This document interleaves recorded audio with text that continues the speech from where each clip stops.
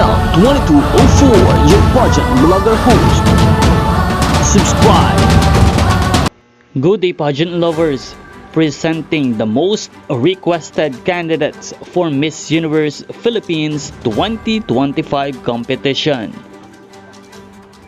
Magandang araw, Pilipinas, and good day, pageant lovers. Narito ang mga pangalan at mga larawan ng mga sikat na personalidad na talaga namang nire-request ng mga netizens upang mag-join muli sa Miss Universe Philippines at ibandera ang Pilipinas para sa Miss Universe competition.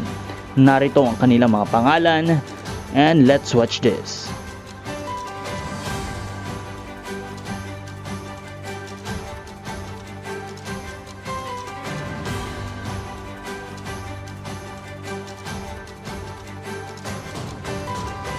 Representing Parañaque, Teresita Sen Marquez. Representing Makati, Gavi Garcia. Representing Laguna, Iliana Marie Aduana. Representing Aklan, Kathleen Paton. From Taguig, Christy McGarry. From Batangas, Maureen Montaigne. Representing Pampanga, Emma Tiglao. Representing Baguio, Roxanne Bayens. Representing Leyte, Gabriel Camille Basiano. And representing Tacloban, Chelsea Fernandez.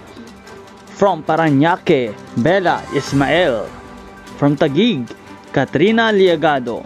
And representing Bohol, Pauline Amelinks. Comment down below your favorite candidate that you wish to enter into the Miss Universe Philippines stage. Thank you so much for watching, and don't forget to like and subscribe.